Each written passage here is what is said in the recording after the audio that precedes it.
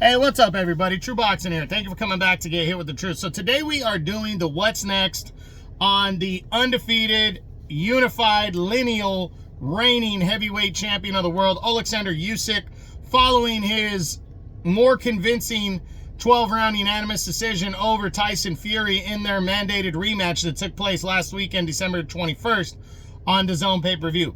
Now, before we get into that, if you could smash the like button, leave a comment, or subscribe to the channel, I really do appreciate any and all support that I can get as I continue to build my channel here. So, you know, Usyk left no doubt against Fury in my book. I fully believe what Frank Warren said, that this is going to be a close fight no matter when these two guys fight. But Usyk, again, was just a little bit better. And I felt like he was a little more convincing in this fight, even though the first fight he scored the knockdown. There wasn't as much, drama in this fight, but he controlled the tempo, I mean, and every time Fury tried to get going, Usyk just wouldn't let him steal the thunder and gain that consistent momentum. It was just in waves. But all the rounds were close. It was a close battle. I had it 7-5 for Usyk, but he won by scores of 8-4 on all three judges' scorecards. But again, a close fight. But I don't have a problem with Usyk winning, and most didn't. And with the victory, Usyk is still the unified and lineal heavyweight champion of the world, holding 3 of the 4 world titles. So now the big question is, what's next for Oleksandr Usyk? So we look at a potential unification bout with either a rematch with Daniel Dubois, or who Dubois is fighting February 22nd, former WBO champion Joseph Parker.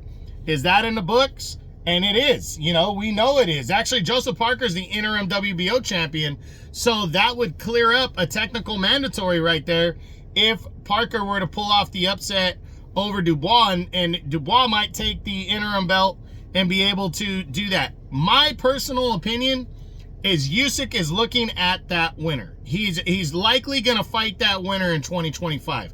That's my opinion. I think he wants to leave no doubt with Dubois because we had that belt line shot that was ruled a low blow. But personally for me, I thought it was a legal blow. It was very close, but it was close enough to call either way. I always say, I've said since that fight happened in August of 23, that to me is the equivalent of a referee in football going with the original call. It's so quick. It landed on the belt line. The referee scored it a low blow. And I think once they reviewed it, they had to go with the original decision because it was too close to call. But that being said, if that would have been ruled a knockdown, I think Daniel Dubois is the heavyweight champion of the world. And we might not have seen what we saw in 25. If there's a shadow of a doubt, Usyk needs to fight Dubois if Dubois beats Parker. And I think he will. I think he feels that way. I think he wants to be undisputed again. And I think for me personally, him fighting the winner of this fight, he doesn't need to do anything else after that. I think that's the way most are going to see it. Because if Dubois beats Parker, then he will have beaten the 3 best heavyweights besides himself twice each. He'll have defeated Anthony Joshua 2 times, Tyson Fury 2 times, and Daniel Dubois 2 times. So that's big. And if he were to lose somehow to Daniel Dubois, then we could set up a 3rd fight and he just stays longer. But Joseph Parker, although he's lost fights in his career, he's been on fire. Since he beat Deontay Wilder a year ago on the Day of Reckoning card, he's been on fire, Joseph Parker has. He went out and took a couple knockdowns, but scored a convincing, what should have been scored a wider score, but he got a deserving decision over Zhilei Zhang. And Zhang's name only got bigger, which only made Parker bigger when Zhang went and knocked Wilder out in his next fight. But Parker has been patiently waiting. He is absolutely deserving of this title shot against Dubois, and I think if he were to beat Daniel Dubois and equal what Usyk did, then Usyk would fight him because he's a fresh face.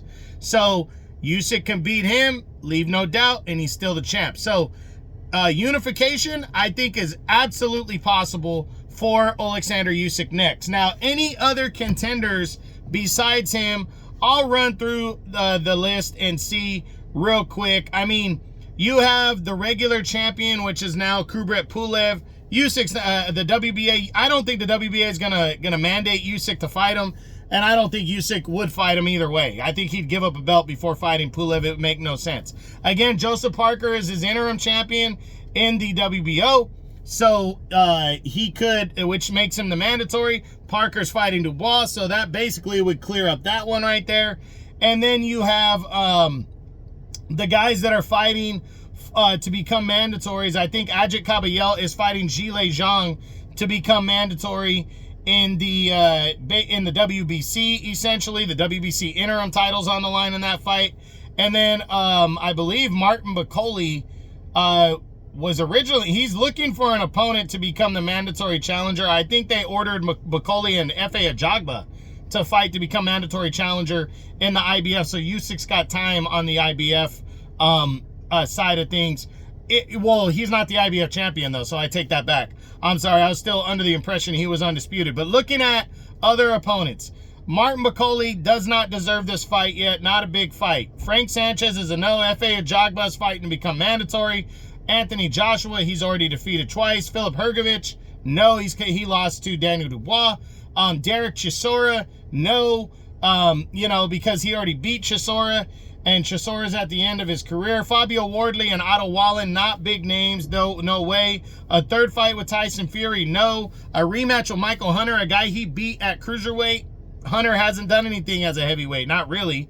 Not recently anyways. Lenny Orpero, no. Again, Ajit Kabayel is fighting to become the interim champion to him.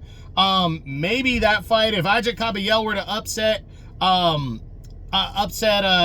Zhilei Zhang and become the new WBC interim champion and basically the mandatory, I do think there's a possibility Usyk could fight him.